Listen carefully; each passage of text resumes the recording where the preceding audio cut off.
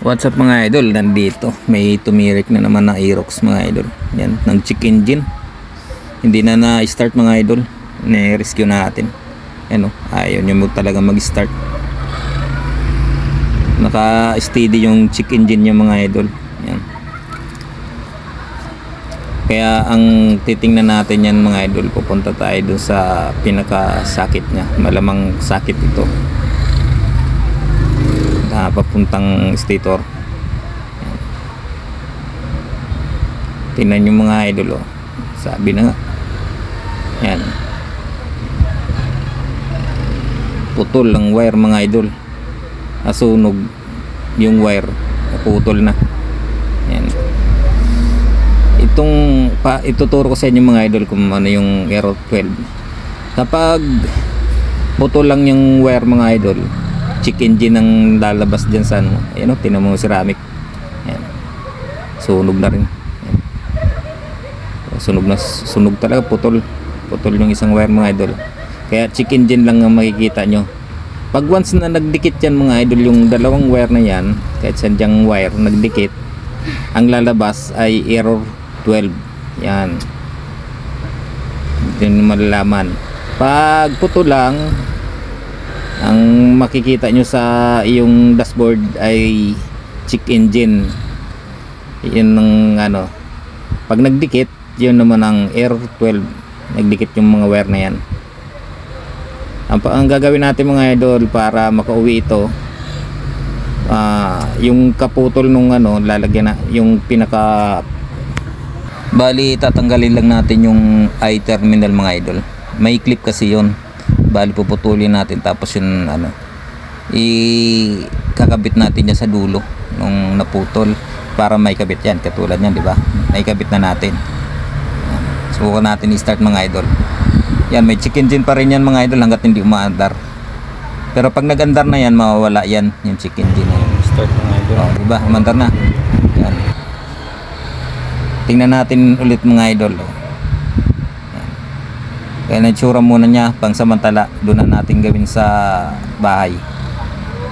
Makauwi lang. Yan, makakauwi na yung mga idol. Kaya pag kayong nagmumotor mga idol, lagi nyo ni-check up to kung ano may sunog, or alam nyong may ano na, may sunog kasi yan mga idol eh, na nangyayari. Tsaka lalo pag nababasa, kailangan talaga dyan mga idol lagyan nyo ng takip. Ito walang takip to mga idol, kaya siguro lagi nababasa. Yan, kaya ito na nga mga idol eh, bali pinutol na natin yung wire. Bumili na tayo ng mas malaking wire to mga idol. Bali upgraded na itong ating stator, kasi hindi na pwede mga idol yung wire nya na nakakabit. Pinalitan natin na mas malaki. Ayan o, yung wire nya, ayan o, putol na o, nabalatan na lahat yan, nabalatan na yung wire.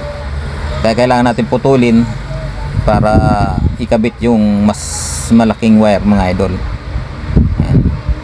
Aray ko po. Yan, natusok pa mga idol ng ano, wire. Ang ano kasi, matigas yung wire nitong malaki. Yan, bugo tuloy. Kaya kayo mga idol, pag yung gumawa ka nito, medyo ingat-ingat lang talaga. Matalas yung wire na yun, maliliit na yan, parang karayom. Yan. Tingnan yung mga idol yung gagawin natin. Hindi lang basta-basta lalagyan natin ng I-terminal mga idol ha. Yung I-terminal mga idol, bali pinutol lang natin yan. Yan. Tapos yun ang pinang-clip natin. Pagkatas ng clip natin mga idol, hindi lang basta nakaklip yung ano nun, bali hihinangin pa yan natin mga idol para mabuo. Katulad yan, yan ang finished product mga idol natin. Tapos na mahinang yung mga idol, bali sinukat na lang natin. Hindi na kasi nakuha ng video. Nakabit na natin lahat na yan. Kinakabit natin yung CKP. Yan, sige, bago na rin yung CKP na yung mga idol.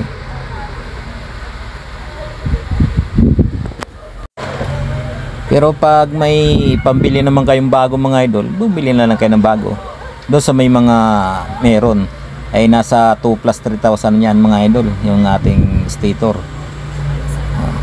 Tingnan mong kaibahan mga idol, oh. Halos kalahati lang yung dating wire sa pinalit natin. Ayan. Bali yung ceramic mga idol, yung pa rin yung ginamit natin.